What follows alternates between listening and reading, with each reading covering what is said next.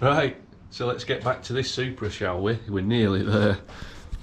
So, getting back to where I left off in the last video, it was the roll bars, and if you remember, I had an issue with the mounting points not fitting correctly into there. As you can see, half the hole is cut off and it won't physically slide over any further. Same on the bottom. So I've got to make a start by just trimming the corners of these brackets off to fit, and then possibly having to do the same on the horseshoe clamp part of it as well. So we get these in the garage now, get them looked at, and then we can finally look at getting this fitted and sorted. But before I do that, I need to do the brackets on the lower arms, because Muggins here put them on the wrong way round, innit? So unfortunately the roll bar drop links won't fit because the holes are in the wrong position. So yeah, let's get to it. So although these are a nice candy red, unfortunately you're never going to see them underneath the car, so they're just going to get chopped and a quick touch up of paint to stop them rusting. So as you can see, the holes don't line up correctly with that bracket, so I'm literally just going to take an edge off like so, and another edge off there like so, and hopefully they'll slide into the radiuses of these brackets a bit better. So yeah, so there's no exact science to this, but they're the corners I need to chop off. There's only one way to go at it, and that's with angry wheel. So let's get to it.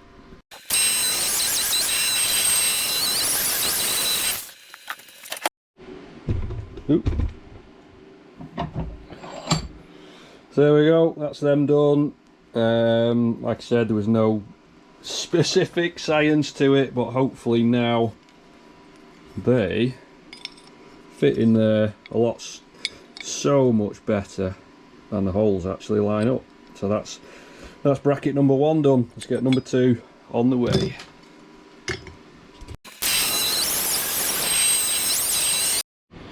Quick deburr and we're pretty much good to go. So as I expected, now that they fit, these don't. They will go over, but as you can see, the bracket is a little bit higher, so it actually wants to sit there, which is on the top, so it makes it want to rock about. So I'm going to have to trim the corners off the edges of these also, and then at least the holes on them will fully align.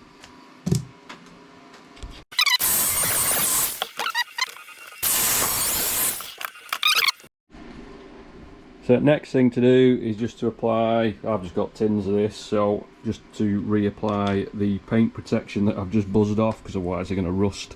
And with them being on the anti-roll bars, if they rust on there, they get quite a lot of torsion on them, so they tend to snap if they do get too rusty, which these won't, because you should have some fucking long life in them.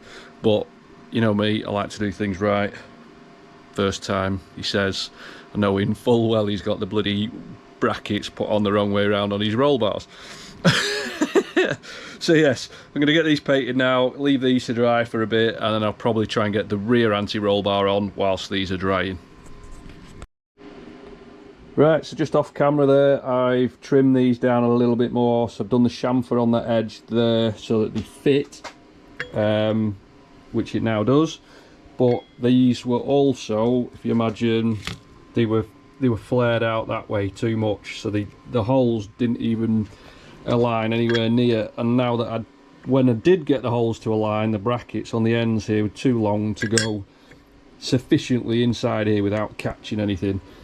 So I've trimmed them down lengthways along that little edge there, and the chamfer, both sides, both brackets, and both of them now fit perfectly. So I'm going to get these painted, and then I can crack on with something else. But like with stuff like this stuff is off the shelf. It should just go straight on. You shouldn't have to modify anything. When you're paying good money for stuff and you then still have to modify it, it's just bloody annoying. So I'm not going to name who, but not too impressed really with this part anyway. But yeah, like I said, parts should just fit.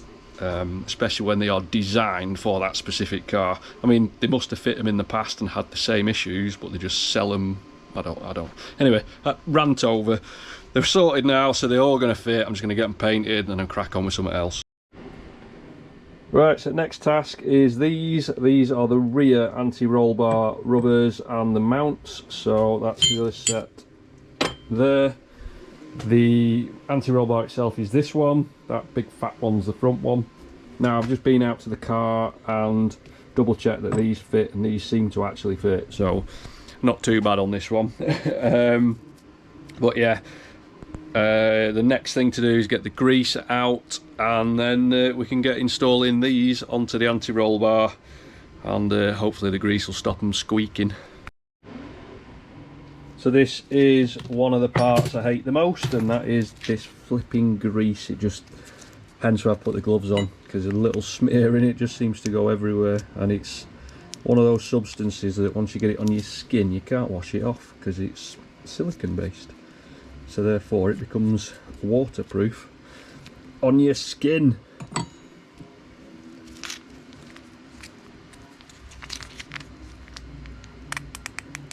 Put some in there.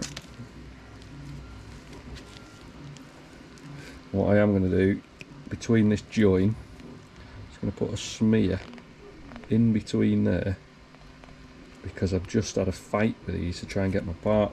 They've become like a molecular bond back together again, so I couldn't even split them. I was fighting with it. So get all that in there.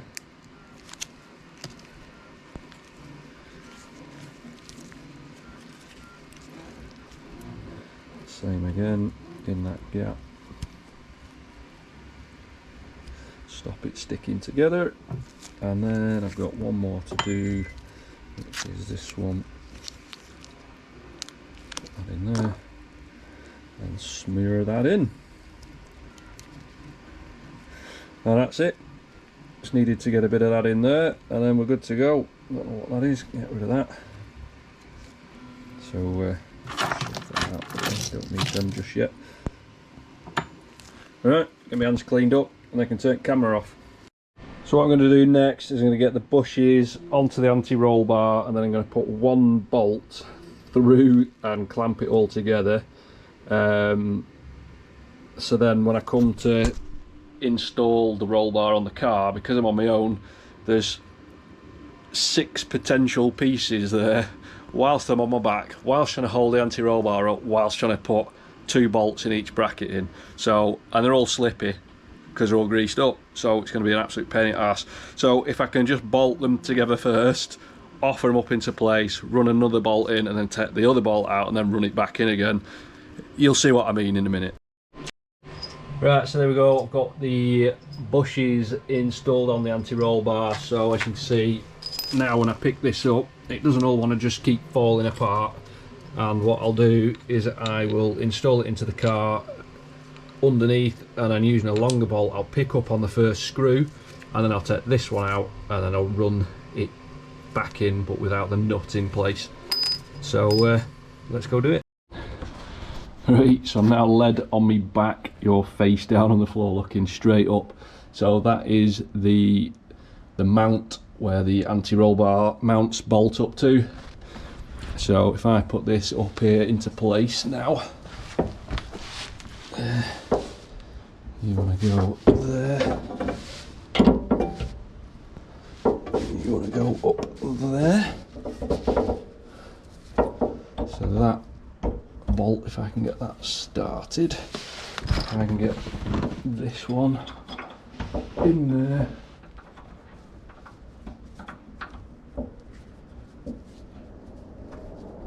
I think that's just about got it.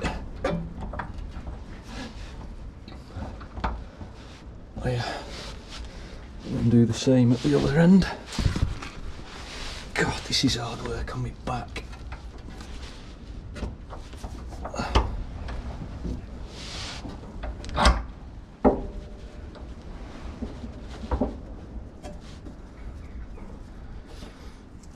Just 2 secs. Now you can see what I mean. I've got the big long bolt holding the bracket into place, so now I can take this bolt out and then just push the whole assembly up and start clamping it into place. But I've realised that these bolts I've got are far too long. They're actually going to hit the bushing behind it, so I need to go and find me some nice short M8 bolts. So these are the shortest bolts I could find, the M8 cap heads, but if I space them out of the washer and a locking washer, it should make them a little bit shorter. So let's get to it. So there you go, got the locking washers on there, and as you can see, that nut is about 1 milli clear of that bushing, so they're about perfect length then. So now, just got to do the other side. So, there's always one, as you already know, one of these holes has just decided to cross thread on me, so and I need to go and get the tap set out and fucking clear out the threads. I'm 40-year-old, I'm too old for this underneath stuff. My neck's killing me. Anyway, let's go and get the tap and we'll get that cleaned out. So I've just put tap part on there and give that all a cleaning out. So hopefully now, if I just offer a bolt up to it, I can't do this with holding camera as well. So that should now go in there nice and smoothly, which it does. So that's nice. Right, let's get this bracket back on. And there we go. So that's both sides now fully installed. Just got the drop links to do. So hopefully, once they're up there like that, the drop links go in nice and easy. There is one thing I have noticed though, is that the bushes that I've not installed yet for the diff, I don't know whether they want to be pushed in from that side or from this side. Hopefully they're from the other side, because if not, all this is going to have to come out again. So looking at these, it looks like they can be pushed in from either side, so not too bad there. That's a little bit of a panic over with. I'll pop them back there for now, so I don't need them just yet. What I do need is the bag with the drop links in. Right, so that took a little bit longer than I expected, but I found them. So I've got the white line ones, they are the adjustable ones, so I've got full adjustability. So I've got the fronts and I've got the rears. So let's get to it.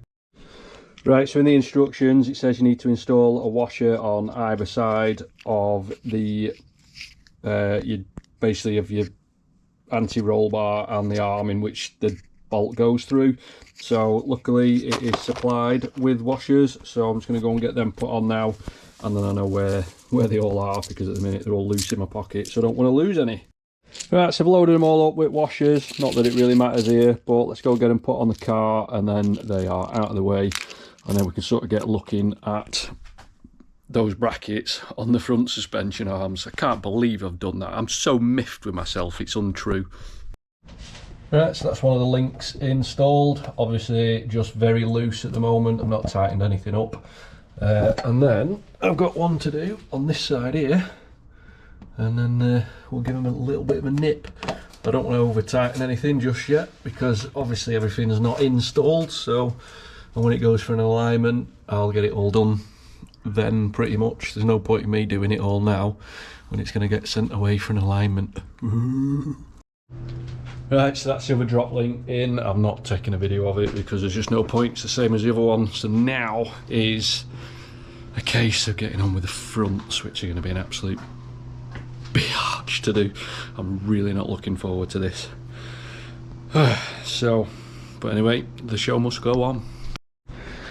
So first things first is to get it jacked up and take the weight off of these two front wheels again. But at least this time I don't need to strip half the front of the car off to get to it. Stick it about there.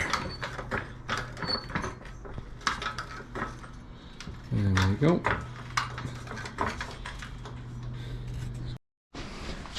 Next job, wheels off. Good job I only put 3 wheel nuts back on.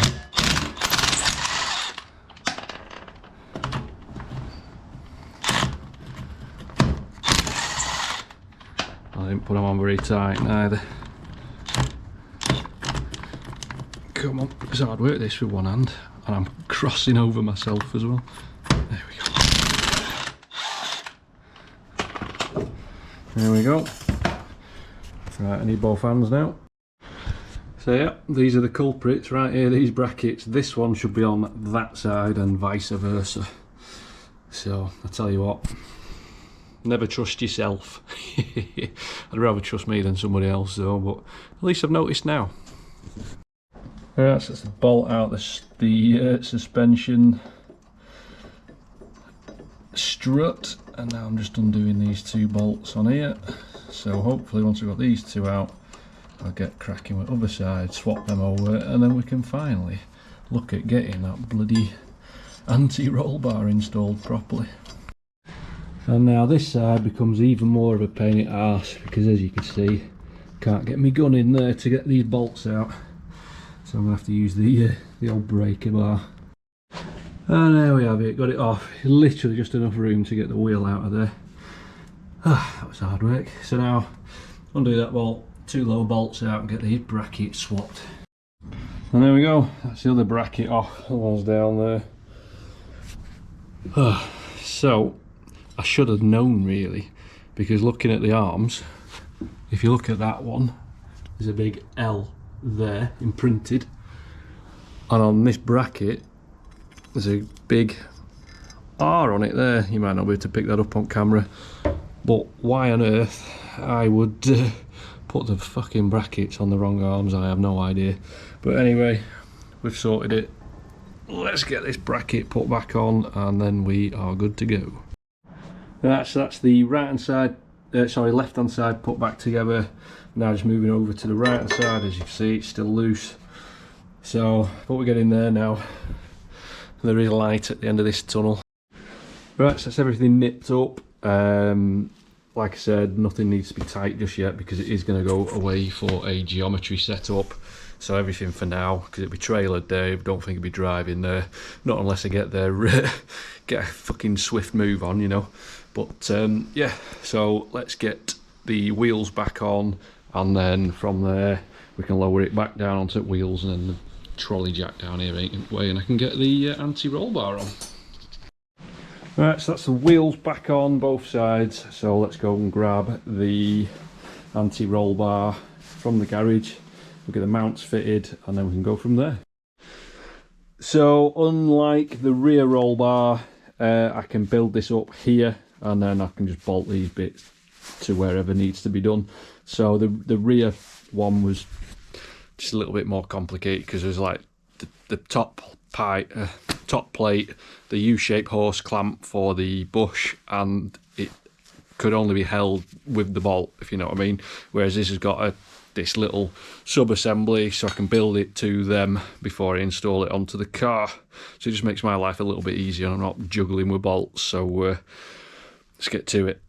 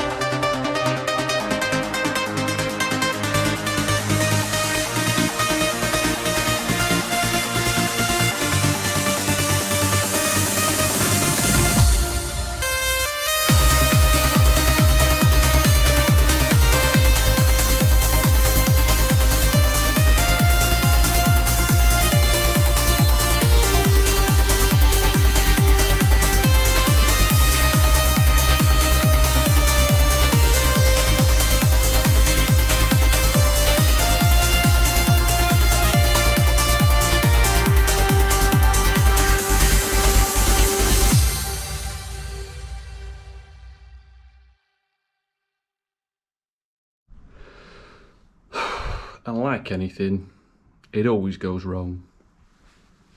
I thought those brackets were universal. So although the top holes go in, because of the shape of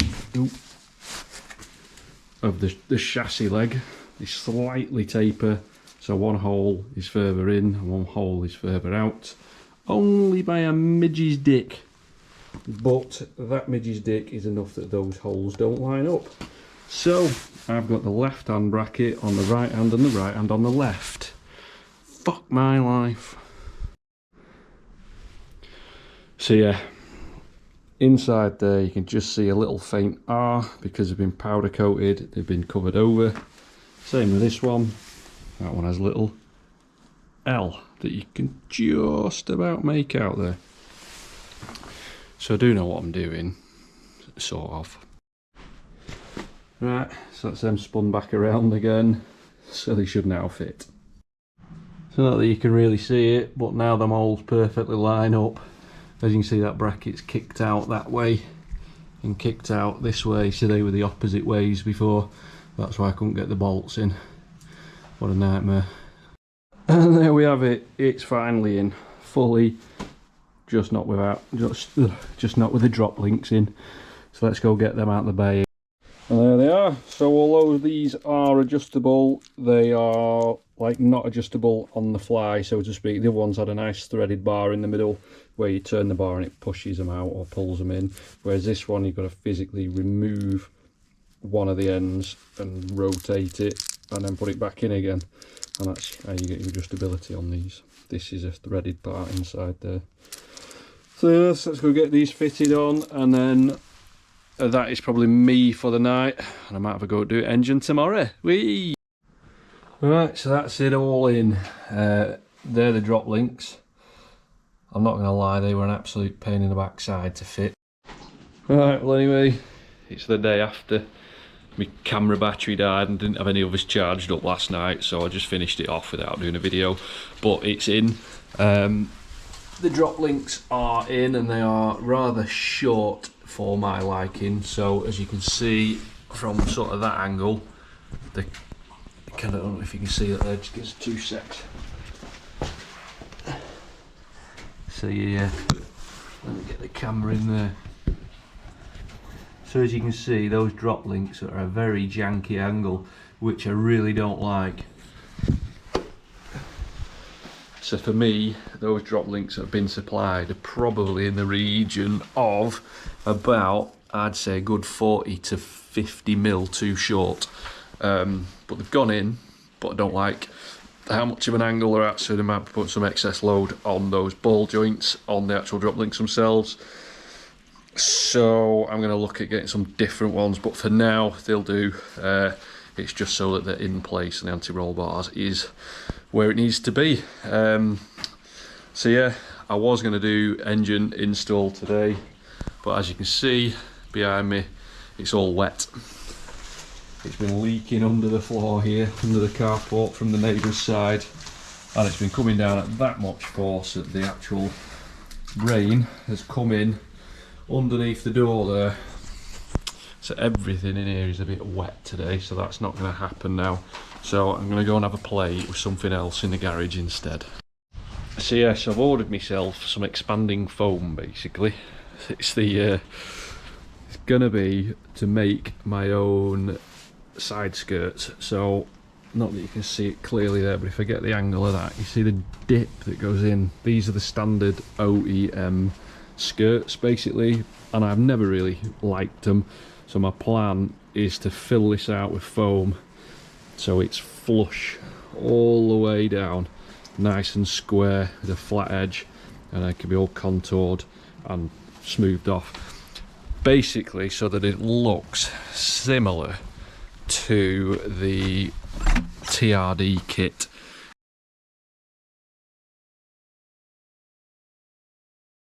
Because I've always wanted the TRD kit for Supra, but there is absolutely no way in hell I am paying nearly, I think they're about $8,500 US for the body kit, so that's just not happening. So yeah, I'm just going to contour the side skirts. I make my own. So for today, I've got my kit. These are the little measuring bottles that I've had for ages for paint, but I'm going to pour out some of the foam mix and just see how much expansion rate I get, so that when I do come to do the skirts, I know just how much foam basically to mix up. So let's get to that. So this is basically what I've got. So it's a 50-50 mix kit. So you get a part A and a part B. So on here, it's a low density foam, it's expanding foam. It says it becomes rigid, which is what I want, and is suitable for structural infill, which is what I'm doing. Buoyancy and insulation, those two aspects I'm not too fussed about. But being rigid and an infill is exactly what I want. And then once I've contoured it with a bit of sandpaper, I'm then going to filler over the top of it, which will give it a hard skin on the outside, and then I'll be able to paint over the top of it. So yeah, let's get mixing this 50-50 and see how much expansion I get from it.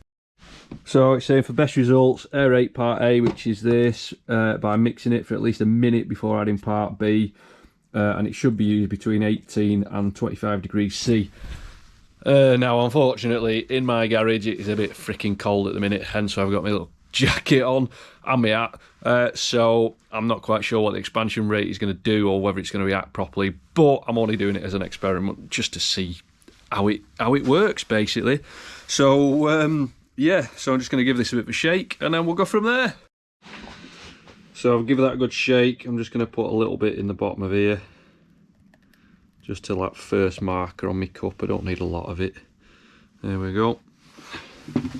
So that's part A, and then I'm going to put part B in the other cup, and then I'll tip them together, because you don't get long. I think you only get reaction starts within 30 seconds, so you don't get a long period of time to try and sort this out. So let's just, oh, I've got sticky hands now. Ugh. So one of them is clear and the other one looks a bit like a consistency of a caramel really. So yeah, so I just need to get a mixing stick and then we can go from there.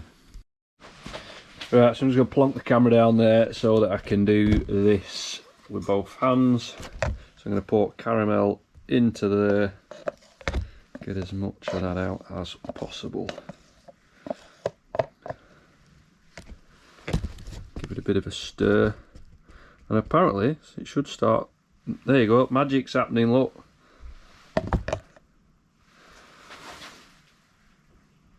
It's doing something, it's fizzing. But it is cold in here, don't forget.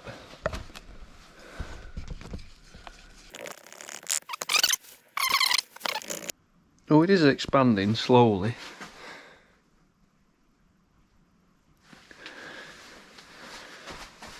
I've got to admit, it's not exactly the most exhilarating watch, is it? This, so, but it is going up slowly. There we go. Look at that. So if you look on the side here, got the markers. So it's gone from 100 up to 200. It's now just reaching 250. And it's still going up to 300. It's actually expanding quite a lot, that's cool as. It says it'll do 25 times, which technically probably out of the cup like, but hence why I've got a cardboard base.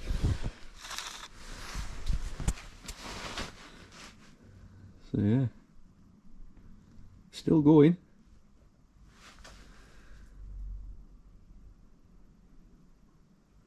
Look at that. I just have to make sure that when I do it on car, I don't measure up too much, because I can imagine this stuff would go everywhere and then it'd be an absolute mess. But it's still going, look. It's not bad, that is it.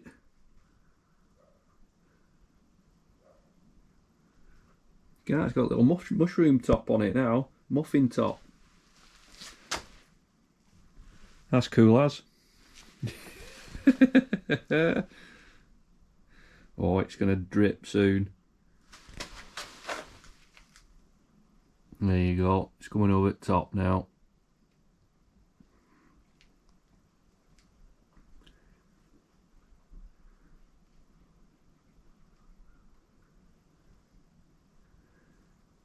Thought it might give off a bit of a smell, but it doesn't. It does a little bit when you're up close to it.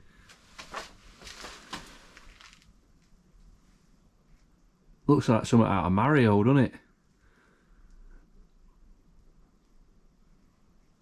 That's well good. I'm well impressed with that. Right, I'll leave that for, I think it says it's half an hour till it's cured. I'm reading it wrong side of the box there, I think. I'll get back to you. Alright, well it seems to have stopped reacting there, which that amount of foam is not bad considering when the two parts are mixed together it was only at 100 millilitres there. So it's expanded quite a fair bit, that. I'm rather impressed with that. So anyway, on that note, I'm going to leave the video there because I'm not going to get any more done today because the weather is just terrible. It's chucking it down, then it's alright, then it's chucking it down. So I just don't want to get caught out swinging an engine around when in an absolute downpour. So it's not going to be much fun, that. So hopefully the next video will be engine install. So stay tuned and I'll see you in the next one.